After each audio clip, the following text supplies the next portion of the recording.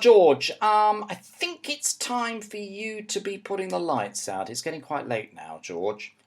No, I am not doing that, Dad. Sorry, what on earth are you doing? I won't talk to you unless you sing like this. Why on earth would I do that? Because that's what I'm doing before I go to bed. Why are you singing, George? Because I watched an opera tonight when you were playing squash. Fine. Now, well, I'm really happy for you, George, and that's fantastic. Now, it's, well, good Lord, look at the time. It's 8 o'clock. Put your lights out, and that's it, and I'll see you in the morning. No, first you must sing to me like this. I'm afraid I'm not going to sing to you, George, because I can't. Well, you're going to have to try, Dad, because I am trying. Oh, for goodness sakes. Right, put the lights off now, because you have to go to bed. It's getting very late, George, so hurry up. No, I'm reading, Dad. Sorry about that. Well, I'm afraid you'll have to do as you're told, because I'm your father. Well, I think I might go and ask Mum what she thinks first. Don't you think it's a good idea that I read before I go to sleep? Yes, I do, but you should start reading before it gets too late in future. Oh, I've had enough of this now, Dad. Okay, I'll put the light off in 5 minutes. Well, you better get I said I've had enough, Dad. Better get a move on. Fine, George. Just that'd be marvellous. Now have a lovely sleep, and I'll see you in the morning. Right. George. Mm-hmm. Good night, Dad. Good night.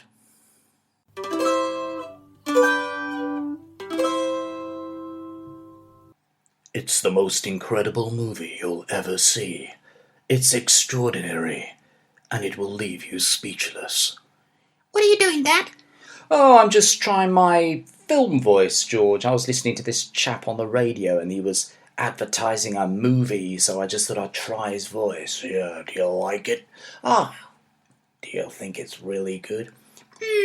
It's really good, Dad. It's really good. I think I'll give it a go. Shall I give it a go? Yeah, absolutely. Got to be really low and slow, you know what I'm saying? I'll give it a go.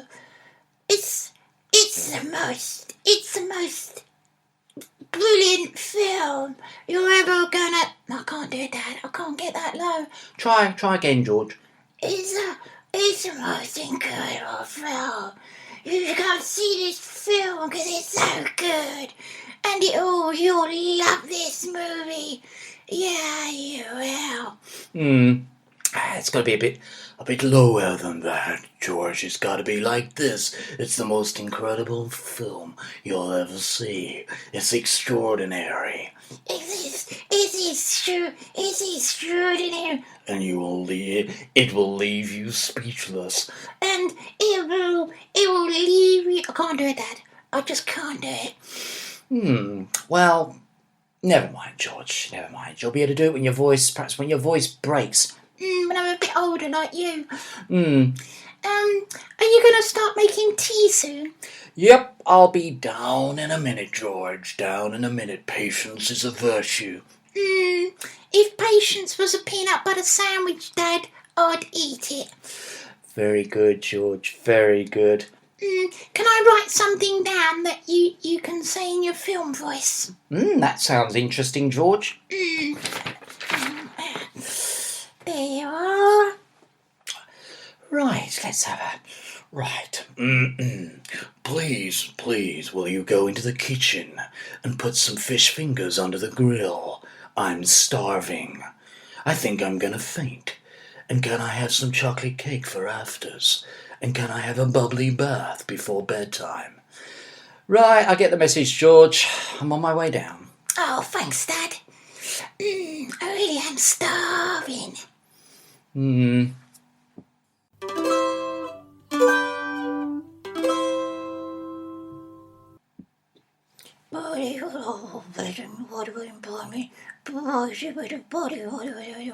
What are you doing, George? I'm talking like they do in the films, Dad. Oh, you mean they're sort of mumbling? They'll mumble, don't they? You do it. Oh,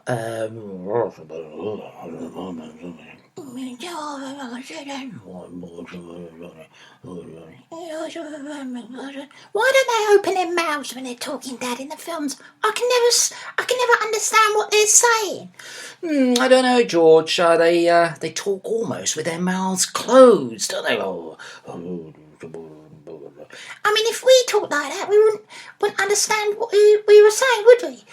No, you're right, George. I mean, if I talked to Mum like that, can you imagine if I said, Mum, yes, dear? What, dear? I don't know what you're saying, dear. I know, George, it is fascinating. I mean, you have to open your mouth, don't you, to be understood? I mean, we open our mouths when we're talking, but when you go and see a film, they don't open their mouths. Why is that? I don't know, George. I really don't know. Anyway, What? It was. What are you saying? Oh, George, where are you going? George! Come back! George!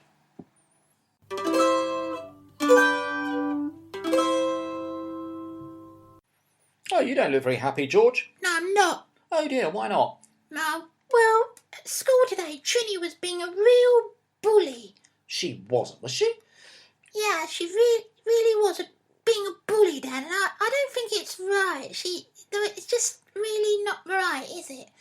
No, I don't think, I think you're absolutely... Can you mind your feet on that? Can you push that door closed, Dad? Because it's really cold in my bedroom. Right, thanks.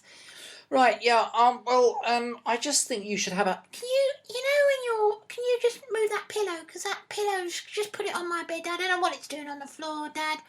Right, yeah, so what was she saying to you then, George? Well, she was saying, do this, can you just, Dad, can you just move that? Because you're in the way. Oh, I'm sorry, can I...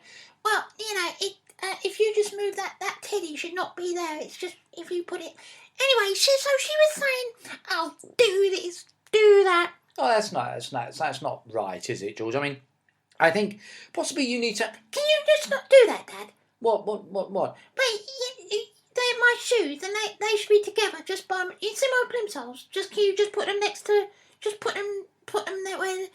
We'll put them where my plimsolls are. There. Yeah, thanks. Yeah, that's it. And so, how was she? How did it all start? I don't know. She was just being really bossy, Dad. Really Dad, don't move. Can you mind my castle there? Because you. Okay, George. Well, don't get so cross. It's just you're getting in the way of my castles. And the plasticine box is just there. So, and what else was she saying? Well, she's just been really bossy, innit? It was like, Dad, don't. They're my gym gowns. Can you put my gym gowns in the drawer there? Because I don't know what they're doing on the floor. Well, you probably left them there, George. No, I didn't. I never leave my gym jams on the floor like that, Dad. I never did. So is she still your friend then? Oh, well, she is, Dad. I'm getting really cross with, like, the way she talks to me. I've been Trinny's friend for years now, Dad. And she really talks. Don't do that, Dad. Can you put that... And you see the window? Can you close the window? Because it's really... George, don't shout at me. Well, you can see that the window's left open. Can you just close that window? Because it's really cold, this room, Dad. Have you put the heating on, Dad? Well, I've got it on a 33. Can you put it on a 43? It's really cold, this room, Dad. Yeah, well... Anyway, I think I might have to talk to Trinny because I'm not really happy with the way she's talking to me. No, I can absolutely understand. I mean, good Lord, I mean, you're being a bit like Trinny now. Well, I look nothing like Trinny. Trinny's got a really big nose, and I'm not saying you look like her, George. I'm saying you're acting like her. You're being a bit bullish, if you don't mind me saying. I didn't know that, Dad. Just close the window gently then. Thanks, and I'll put my gym downs back on the bed. Thanks, Dad. Sorry about that, Dad. Sorry.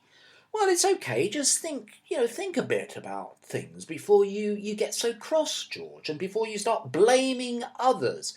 All right, Dad. All right. Can you see that sword about? George, Yeah. Sorry, Dad. Sorry. Can you just close the door gently on your way out, Dad? I'll see you downstairs at tea time. Okay, Dad. Bye.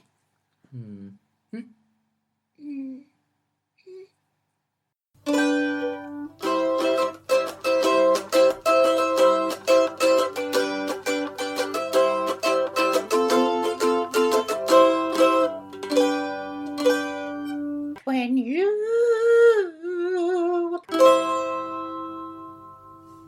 Me and My Dad is an open fridge production produced by Alex Castle and Mungo Pierce.